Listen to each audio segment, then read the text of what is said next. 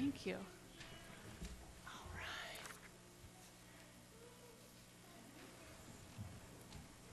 Here you go. Can you bring a couple more back for the other kids? Okay, cool, thanks. The Holy Gospel according to St. John. In today's Gospel, Philip's greatest joy in life was meeting Jesus. He immediately wanted to share that joy with his best friend, Nathanael. Together, they went on to discover the gift of fellowship with others in a small group of disciples. The next day, Jesus decided to go to Galilee. He found Philip and said to him, "Follow me." Now, Philip was from Bethsaida, the city of Andrew and Peter. Philip found Nathanael and said to him, "We have found him about whom Moses in the law and also the prophets wrote, Jesus, son of Joseph, from Nazareth." Nathanael said to him, "Can anything good come out of Nazareth?" Philip said, "Come and see." When Jesus saw Nathanael coming toward him, he said of him, "There is truly an Israelite whom there is no deceit." Nathanael asked him, "Where did you get to know me?" Jesus answered, "I saw you under the fig tree before Philip called you." Nathanael replied, "Rabbi, you are the Son of God. You are the King of Israel." Jesus answered, "Do you believe because I told you that I saw you under the fig tree? You will see greater things than these." And he said to him, "Very truly, I tell you, you will see heaven opened and the angels of God ascending and descending upon the Son of Man." The Gospel of the Lord. Praise to you, O Christ.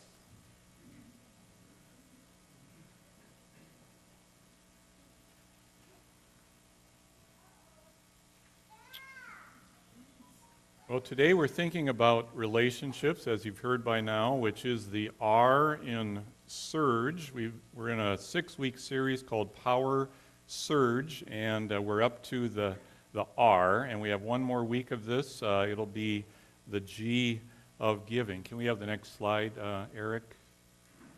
That shows, there we go. So we've covered the top there, and I mentioned last week that the top part there, the first 3 blocks, are kind of like a journey inward. But that is meant to drive you out into the world, into community. So as we pray and as we worship today and as we read the Bible at home, it is meant to drive you out in service. So to begin today, we want to think about how we're created for community and that we're connected. And you discover this right away in the first couple pages of the Bible, in Genesis 2, in the creation story there, where God says, "It is not good that the man should be alone. I will make a helper as his partner." That's the start of community. And each of us grow up in some kind of a family system. Some of them are healthy, some of them aren't so healthy. I think it's always a continuum of dysfunction. From really dysfunctional to not so much. But we're all there on that continuum somewhere. And I'm always interested to know, how is it that you come to a place like this on a Sunday morning when really most of the world doesn't? It's because I think somebody told you about Jesus. And so I want you to talk about this with whoever's sitting next to you, or if there's somebody by themselves, would you turn around and bring them into the group? Here's your question. Who nurtured you in the faith? And if it didn't come from your family, where did it come from? Would you do that for me for a little bit? Talk to each other. Who nurtured you in the faith?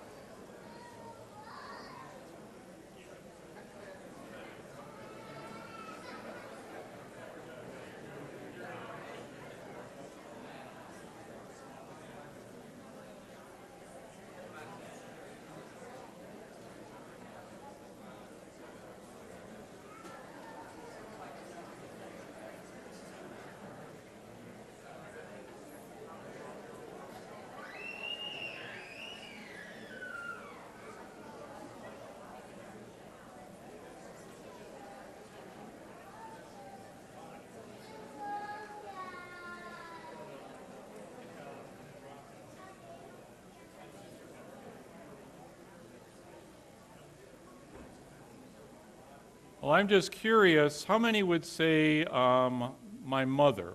Raise your hand. Get them up high for Mom. Okay, that's pretty good. How many would say my father? Okay, not quite as many, but quite a few, or the two of them put together. How about maybe a grandmother or grandfather? Anybody there? Okay. Yeah.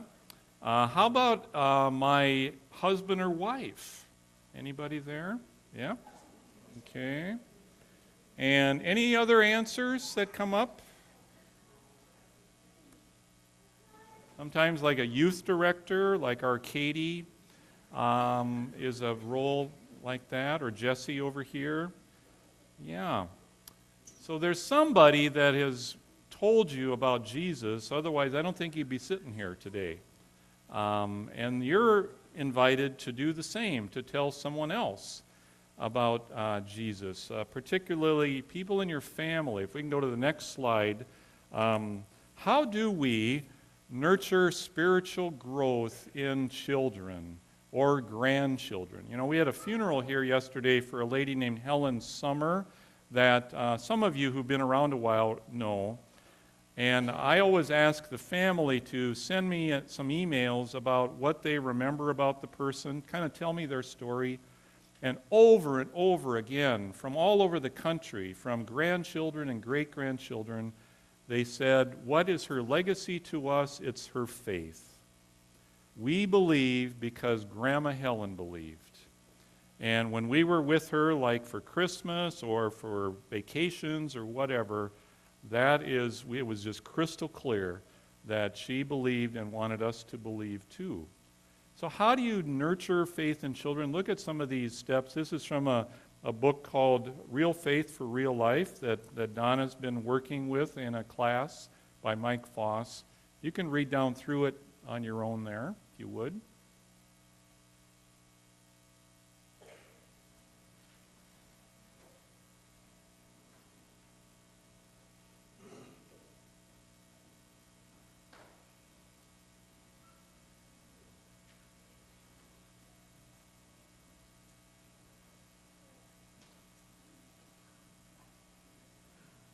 These are some simple steps, I think, for how to raise a child in the faith.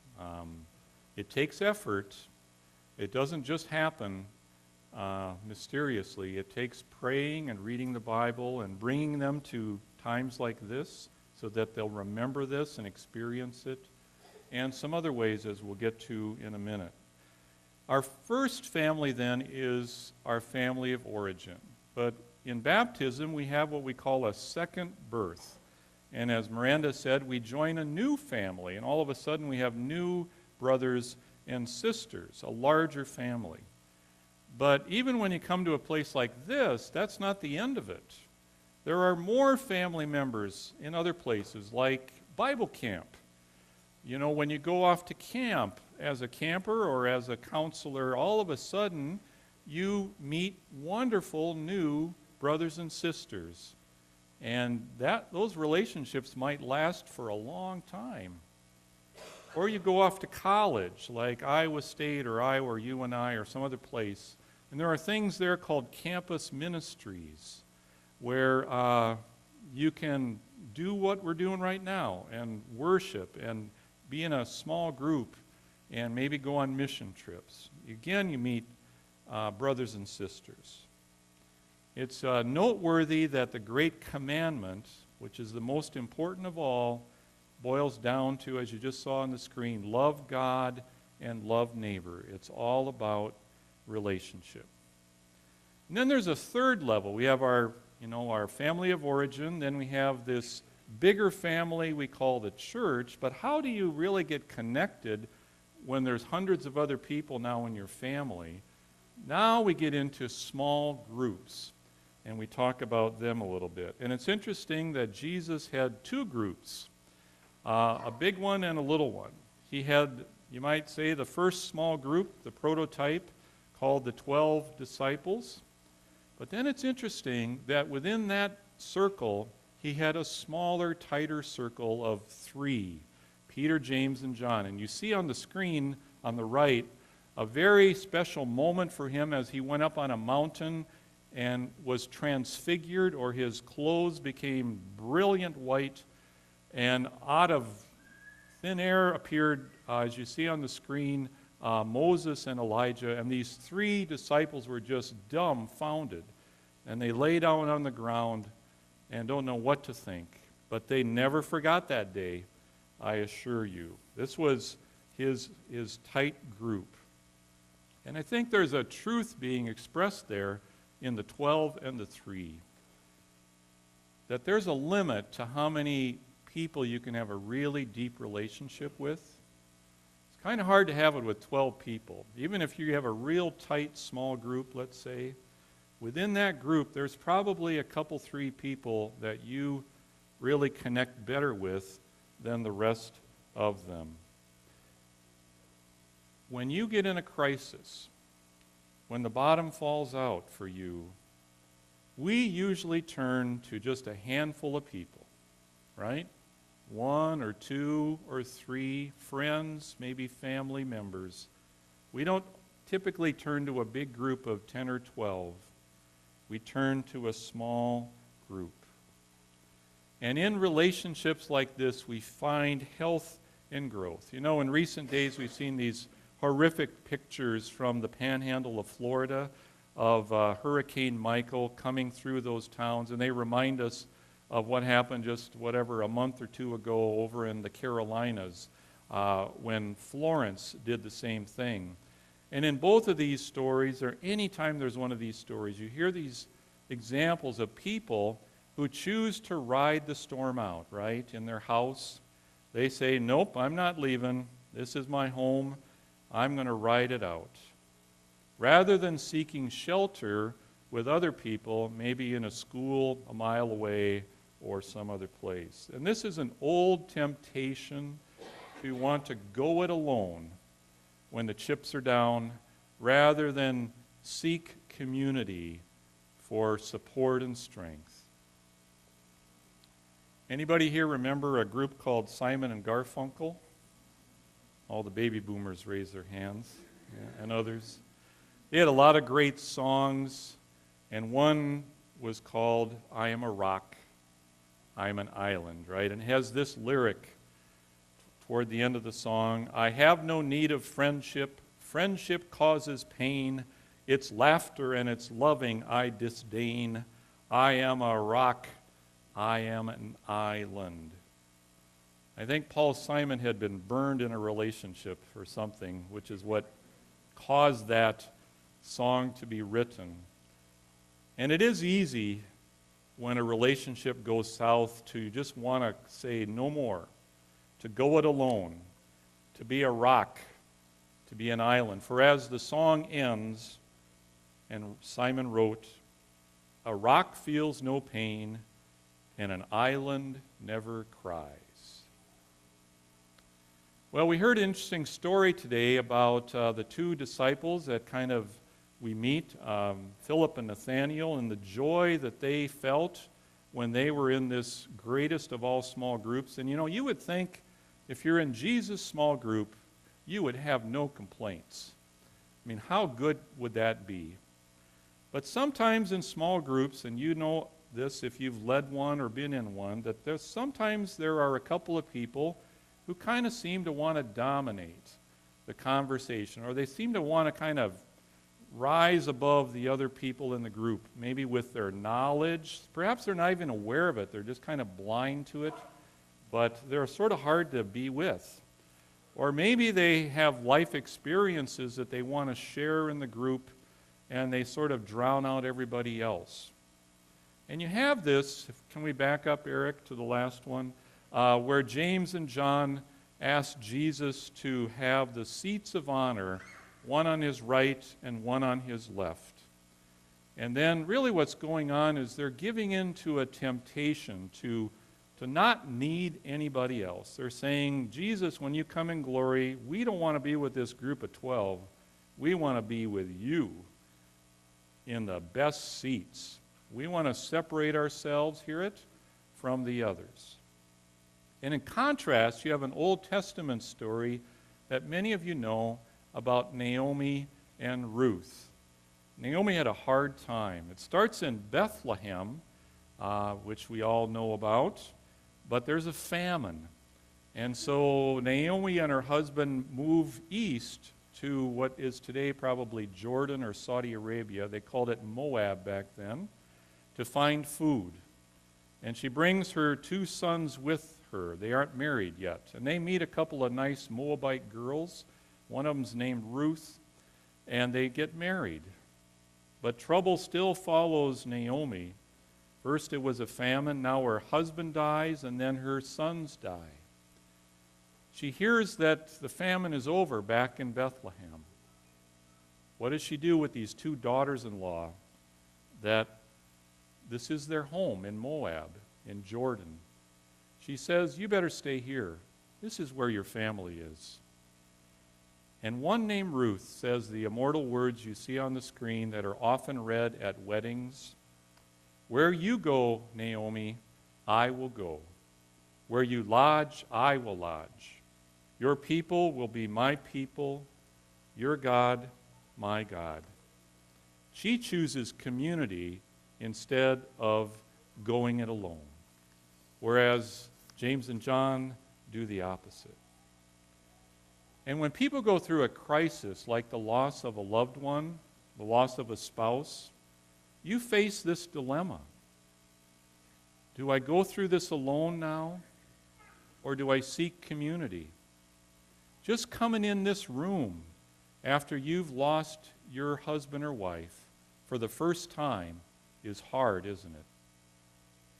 It's hard to go back to a place where for years you sat together, side by side, maybe for decades, and now you're by yourself. It's easy to stay away. And you know, some people stay away forever. They don't ever cross the threshold to come back. They choose to go it alone, sadly, or maybe they find community someplace else. But the road to health and recovery runs through people, like here. So how do you get started in finding others? I think it starts with, how are you wired up? And where are you at in your life right now? What kind of stage of life are you at? There are 4 kinds of groups I want to just quickly suggest that we have here, called activity groups, growth, support, or mission.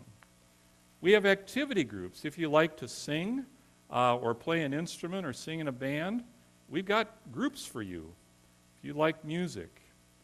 Or we have other ones that are listed there on the left-hand side. Now, some of these groups also have a mission component to them. Why do we have quilters? Because they make quilts for Lutheran World Relief. They give them away. But you know that left-hand group there, when a crisis strikes in any of those groups with a person, they suddenly become a support group. And they rally around the person that has had the loss. Or on the right, we have growth groups. You've heard a lot about these. Small groups, Sunday morning groups, Alpha, Life Tree Cafe. They're kind of a way to help you grow in your faith. But again, the point of them is community, coming together, being with one another. Maybe you're at a point in your life where you need a support group. If you have a loved one with dementia, that's a tough road. And we have a group here that meets to help people talk it through. There's a group called Compassionate Friends that meets over at Cedar Memorial. It's been led for years by a couple of our members who lost a child many years ago, the Van Gilders. Tonight at 6:30, men and women are going to roll in here for Alcoholics Anonymous, very famous small group, as well as Al-Anon in town. And Stephen Ministry as well supports people, more of a one-on-one rather than a group way. And then a 4th group we have, of course, are mission-centered groups. A lot of you have gone on mission trips here, either with Edge or last summer with our adults. And then there are local ways that you can serve, as you see there on the screen, serving meals at Mission of Hope, making sandwiches for Fly, helping kids at Marion Cares, leading Bible studies down at the jail. And last but not least, next Sunday you can don a hairnet and pour some ingredients into a funnel and feed hungry children in Iowa, in Florida, and in the Carolinas through Takeaway Hunger. We have one last little video clip I want to show that is of Cheryl Morrison, who's been in a few groups, and she wanted to and is willing to share about her experience. So we can have that now. Okay. Hi, my name is Cheryl Morrison. I've been coming to Resurrection off and on for 33 years, mainly on the Wednesday night service. I would like to talk to you about why I'm involved in small groups. I'm involved for two reasons: knowledge and fellowship. I was raised in the church, so I have the basic knowledge of the Bible, the who, what, when, and where.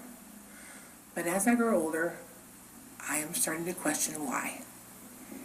This is where the knowledge part of the small groups come in. Within the church, we have Pastor Miranda, Pastor Dennis, a few retired clergy, and a large amount of sisters and brothers who have studied the Bible. I gotta look up. These people are willing to share what they have learned when I ask my why questions.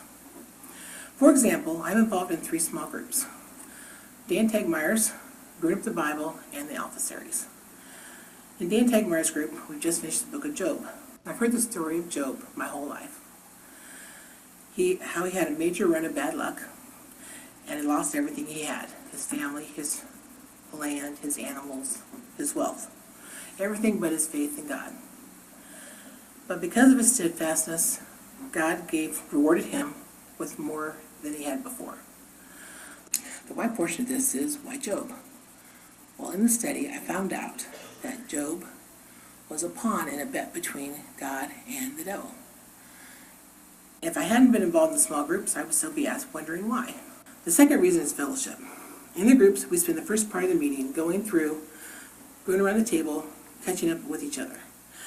This gives us a chance to know each other better while we are rejoicing in our good news and supporting each other in our bad. And so then during our evening prayer, we join our concerns and send them to God. With every small group I'm in, I've been able to grow my church family. If you have time, please check out the pathway display and your bulletin for the list of small groups. You may find your answer to why. Thank you.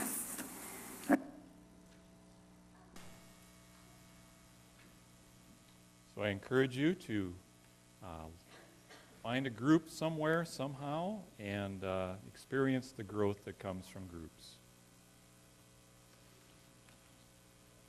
I invite you now to please stand as you are able.